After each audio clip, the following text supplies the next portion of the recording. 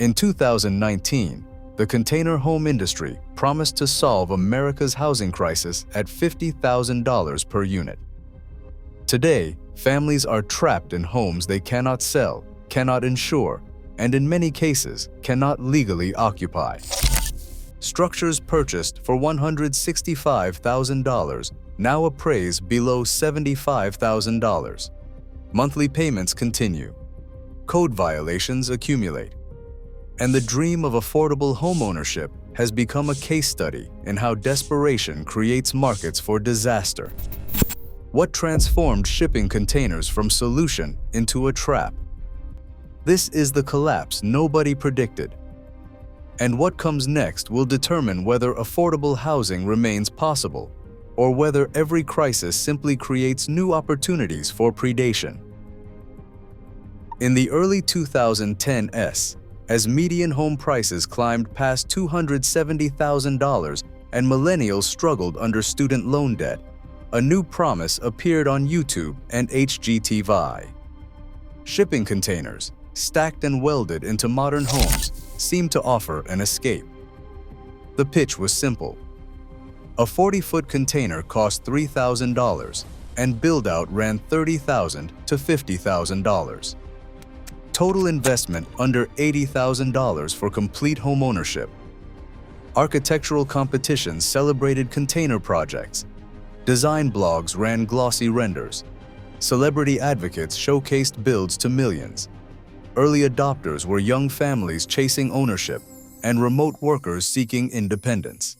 One Oregon couple documented their build online, showing how they had escaped the rental trap for $68,000. Forums buzzed. The messaging was relentless, affordable, sustainable, customizable. Families browsed builder websites and calculated down payments. The containers were real, and the builders had testimonials.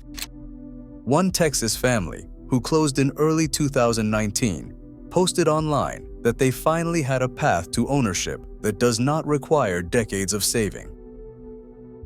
Beneath the Instagram aesthetics, a different reality was already taking shape. What had started as experimental design was becoming mass-market speculation, and the warnings were being ignored. Meanwhile, in building departments across rural counties, officials faced structures their codes never anticipated. Regulations written for wood frame construction contained no provisions for retrofitted cargo containers. Early inspection failure rates reached 42%, more than double traditional construction. Structural engineers raised concerns that container walls lost integrity when builders cut openings for windows and doors. Hidden costs surfaced fast. Proper insulation required $18,000 to $22,000, triple initial estimates. Foundation work added $15,000 to $25,000. Homes marketed at $50,000 routinely exceeded $110,000 before occupancy permits. Banks grew wary. Mortgage underwriters classified containers as unconventional dwellings, triggering higher rates and larger down payments. Appraisers valued finished homes 35% to 45% below construction costs. Some lenders refused financing entirely. Families who tried to sell discovered their homes sat for months. One Nevada couple, after 18 months, sold for 52% of their investment. By late 2017, inspectors and brokers were sharing warnings. One Arizona official described the pattern.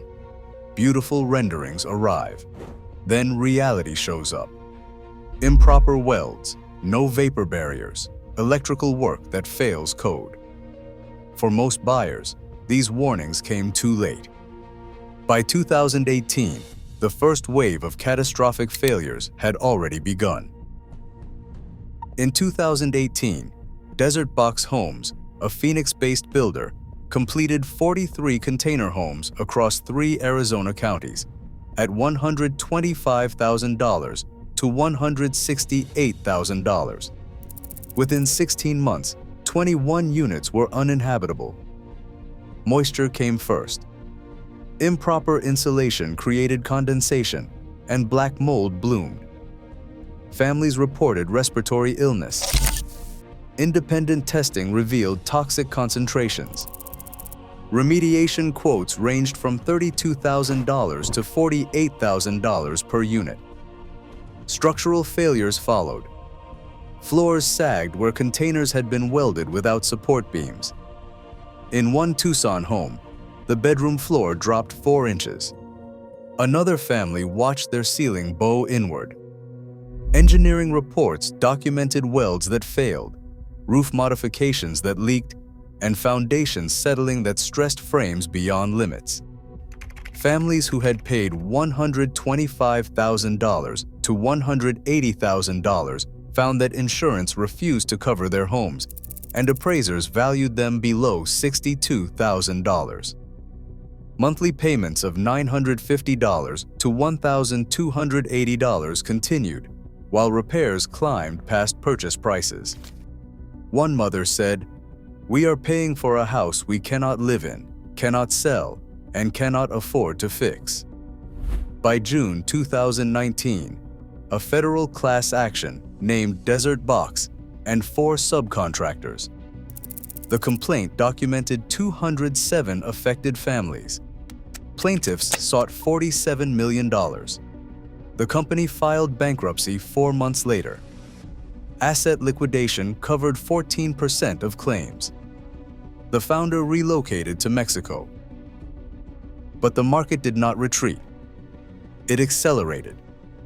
Despite mounting lawsuits, container home permits surged 220% between 2019 and 2021. New builders flooded in, drawn by housing shortages and desperate buyers. The pandemic accelerated everything. Remote work freed families from cities. Stimulus payments funded down payments. Traditional home prices shattered records. One Austin buyer explained that houses were hitting $520,000, and a container home at $155,000 looked like genius. New companies appeared weekly. Franchises promising turnkey delivery. YouTube builders selling consultation services. Kit companies shipping containers with instruction manuals. Contractors with minimal experience rebranded as container specialists.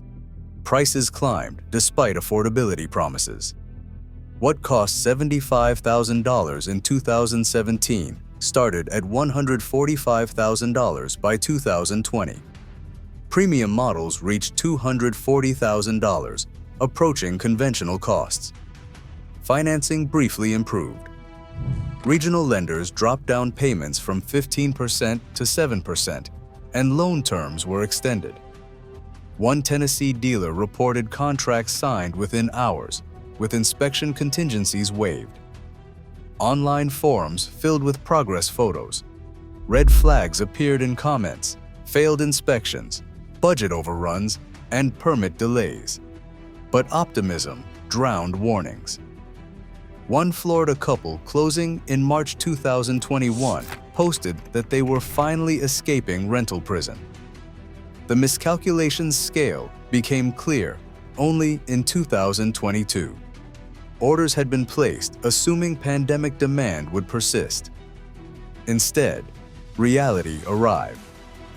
By the time 2022 models were delivered, the trap had already closed.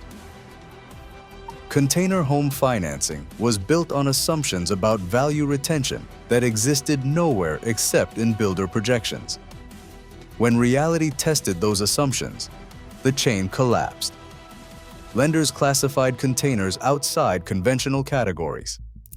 Interest rates ran from 8.5% to 12%, double conventional rates. Loan terms shortened to 12 or 15 years instead of 30 years. A $155,000 container home at 10.5% over 15 years meant payments near $1,720 per month compared to $980 for conventional financing. Appraisers found almost no comparable sales. Without comparable sales, they valued properties 45% to to 65% below construction costs. Homes built for $175,000 appraised at $95,000. Buyers discovered this gap only after purchase, when refinancing became impossible. Code enforcement triggered cascades. Single violations prompted comprehensive reviews. Bringing properties into compliance cost $55,000 to $85,000. Families could not afford remediation. Code liens blocked sales. One Michigan owner described it: "You can't sell with the lien. You can't afford to clear it. You just pay interest on a house the county won't let you occupy." Insurance cancellations accelerated the collapse. After 12 to 24 months, carriers refused renewal. Without insurance, mortgage covenants defaulted. Insurance became unobtainable for many owners. Resale became impossible. Listings remained active for 8 months, 14 months, 22 months without offers. The few offers that did arrive were 55% to 72% below asking prices. Thousands of families now occupy homes worth half their debt, unable to sell, unable to refinance, facing violations they cannot remedy. Stranded is the right word for many. Used container home listings doubled between January 2023 and June 2024. Prices collapsed in parallel. A Texas home purchased for $182,000 was listed at $88,000 after 9 months without offers. Resale values dropped 48% to 63% from purchase prices. Doubled captures the scale of the boom and bust. Sarah Mitchell and her husband purchased their container home outside Albuquerque in April 2020 for $168,000. By summer 2025, their loan balance stood at $151,000. County appraisers valued the property at $69,000. Monthly payments of $1,485 drained their budget while the structure deteriorated. Condensation damage spread. The HVAC system failed twice. Their insurance lapsed after the carrier exited the market. "We thought we'd found affordable home ownership," Sarah said. "Now we're trapped paying for something worth less than half what we owe. We can't sell it. The county wants $62,000 in repairs. Every month that check clears, we know we're never getting out." Online forums accumulated thousands of members sharing identical patterns: optimism at purchase, problems within 18 months, and financial devastation by year 3. Members traded inspection reports, denied claims, and bankruptcy attorney recommendations. Shared experience became a warning. Feature creep found containers too. Basic boxes evolved into luxury micro homes with quartz countertops and designer fixtures. Prices climbed to $195,000 while fundamental problems persisted. Expensive finishes could not mask poor insulation or code violations. Luxury finishes did not fix structural problems. For families like the Mitchells, the marketing had promised escape. The reality delivered a different prison. Monthly obligations on depreciating assets, vanished equity, and no exit strategy. Container home builders now operate in 3 distinct segments. High-volume franchise operators face systematic failure. Box Living USA delivered 320 units from 2019 to 2022 and now defends lawsuits in 8 states. The company filed bankruptcy in March 2024. Rapid expansion prioritized sales over quality. When warranty claims accumulated, corporate entities dissolved, leaving buyers with no recovery. Premium custom builders survived by abandoning affordability entirely. West Coast Container Architects now serves only commercial and vacation clients, with minimum projects at $425,000. The firm's principal acknowledged the shift, saying the affordable housing segment was never economically viable. Our clients today are wineries and resort developers. That is the only market where economics function. Kit sellers maintain legal distance through liability waivers. Buyers sign documents acknowledging sole responsibility for code compliance and habitability. When projects fail, kit sellers point to signed agreements. YouTube consultants continue monetizing the dream. Online programs sell for $800 to $2,500. Students receive tutorials but zero construction support. When builds fail or exceed budgets by $75,000, course creators bear no responsibility. Regional lenders absorbed crushing losses. One Iowa credit union that underwrote 38 container mortgages now holds 27 in foreclosure or restructuring. Liquidation sales recover 28 to 35 cents per dollar loaned. Survivors abandon the affordable housing mission. Container homes now function as architectural novelties for wealthy clients. The families who needed affordable solutions inherited the wreckage. Today, across rural America, container homes exist in various stages of failure. In Arizona, the Desert Box development remains partially occupied by families unable to leave, while other units stand boarded with code violation notices.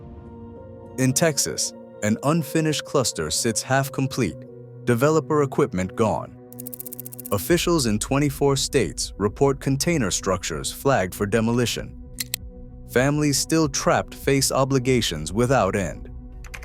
Sarah Mitchell writes monthly checks for $1,485 on a home she cannot occupy safely, cannot sell, cannot refinance. Online support communities grow weekly with members seeking guidance on foreclosure defense, code negotiation, bankruptcy timing. No solutions emerge because container homes constructed between 2018 and 2022 cannot function as promised. The market remains shattered. New permits dropped 87% from peak levels. Insurance carriers maintain blanket exclusions. Major lenders refuse financing. This collapse exposes the architecture of desperation economics. When housing becomes unaffordable, when median prices reach 6.8 times median income, desperate buyers become exploitable targets.